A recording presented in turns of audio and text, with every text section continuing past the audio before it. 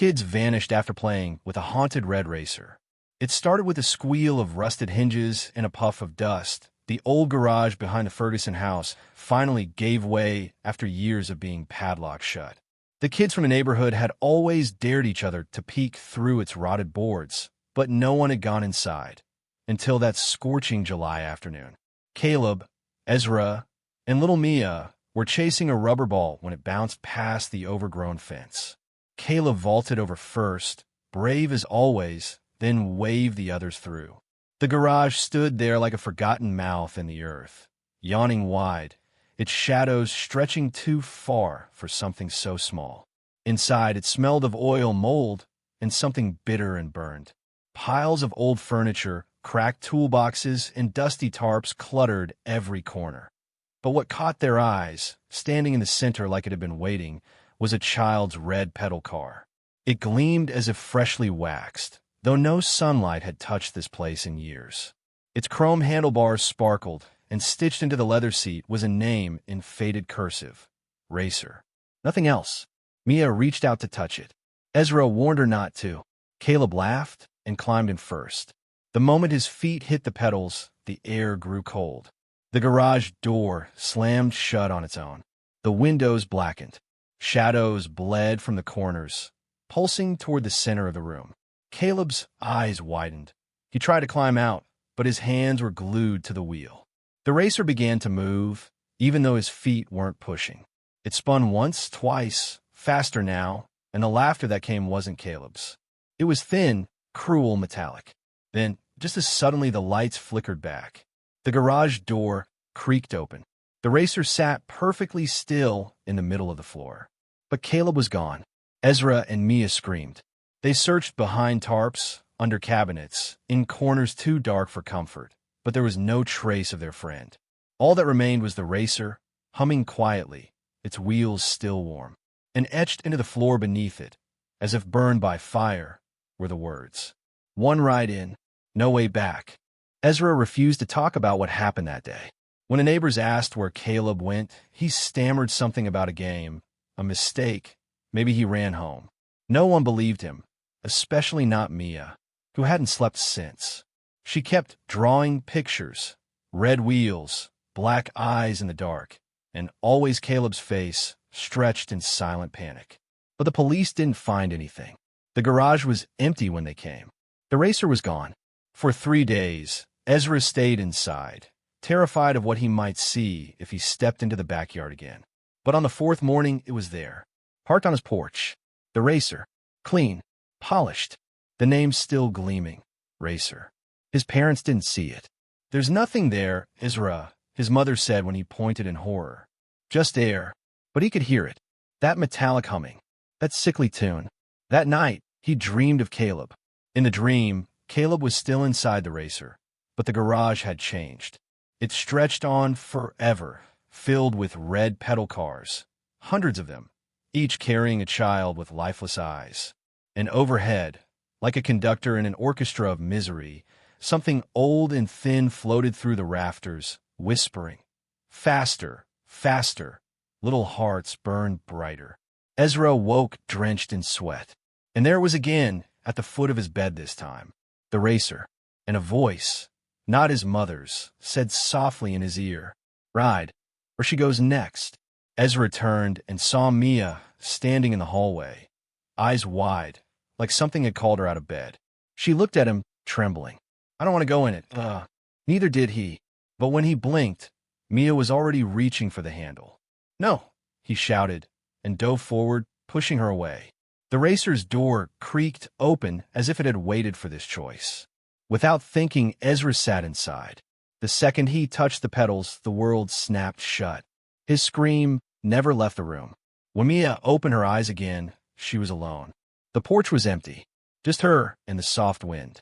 But in the garden grass, 2 sets of tiny red wheel tracks circled endlessly, fading into the dark. Ezra wasn't dead. He was somewhere else. The racer didn't ride on roads anymore. It howled through tunnels of fog and glass, passing houses that bled light and trees that blinked.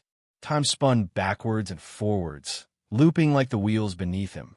He couldn't move, only pedal, and every time he stopped, something breathed on his neck and whispered, "Faster, little engine.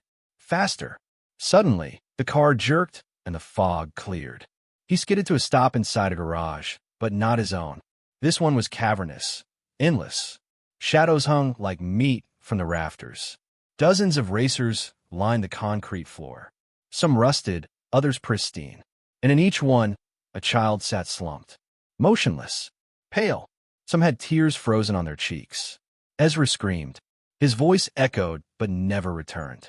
Then he heard footsteps. Slow, deliberate, metal on stone. From afar, into the garage, emerged a man. Or at least, something wearing a man's skin. He was long, too long. His limbs bent the wrong way. Elbows like hinges made from wrenched steel. His coat looked stitched from old leather and blinking red reflectors. In place of a face, he wore a cracked windshield visor that shimmered with flickering headlights. Ezra froze as the figure circled him. Another driver, the thing rasped. You children make such fine collectors.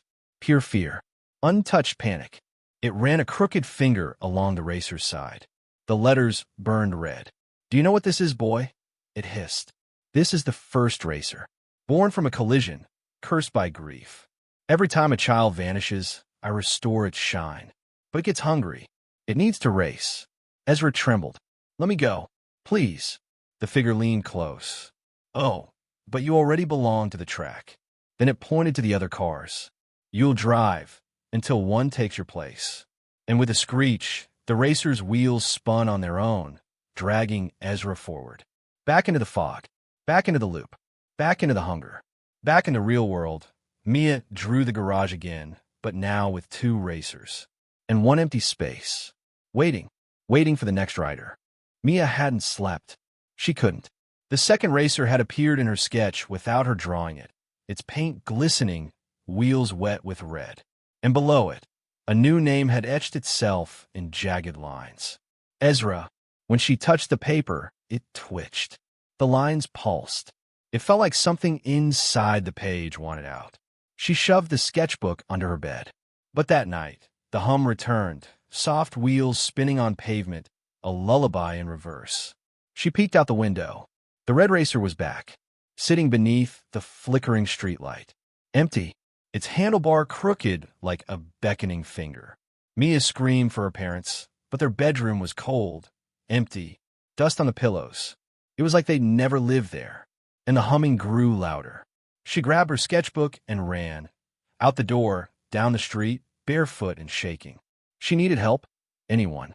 But every house she passed was wrong. The doors were painted shut, the windows covered in children's handprints. Her town was changing, or had already changed. Finally, she reached the library, the only building still lit. Inside, old Miss Cartwright stood behind the counter, blinking as if she hadn't moved in years. I need help, Mia gasped. My friend's gone. The racer took him. Miss Cartwright didn't flinch. She simply pointed to a dusty book on the counter. The Vanished Wheels, a chronicle of lost children. Mia opened it with trembling hands. Her heart sank. Each page was a sketch. Dozens of racers, different styles, different names below. Some pages were decades old.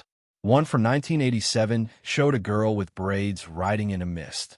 Another from 2003 showed twin boys pedaling into fire. And now, freshly drawn on the final page, was Ezra. Mia dropped the book. I didn't draw that, she whispered. Miss Cartwright finally spoke, voice dry as ash. They find the ones who see, the ones who draw. The racer rides the tracks between moments. If you hear it, it's already near. But if you draw it, her eyes locked onto Mia's trembling hands. You've already opened the door. Outside, tires screeched. The racer was back, and this time, it wasn't empty. Mia backed away from the library window. The racer rolled closer, its crimson frame dripping something darker than oil. On its seat sat a shadow, small, childlike, with Ezra's eyes but hollow, glassy wrong. The figure tilted its head and smiled. The racer slammed into the library doors.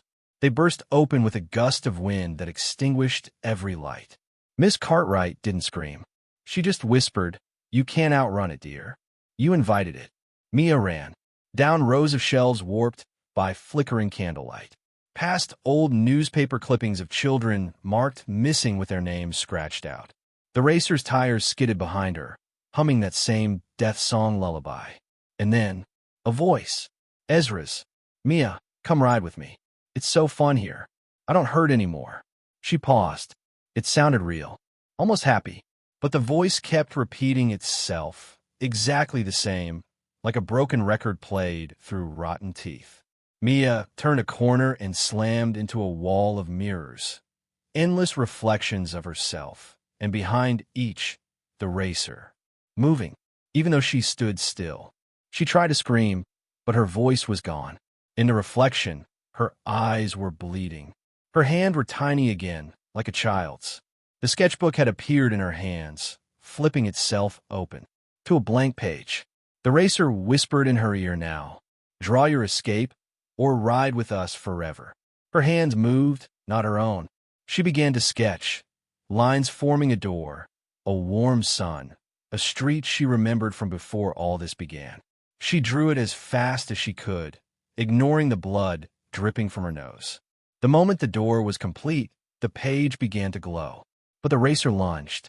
Its front wheel cracked through the mirror like glass. It reached for her ankle, scraping flesh with rusted spokes. Mia dove into the sketch.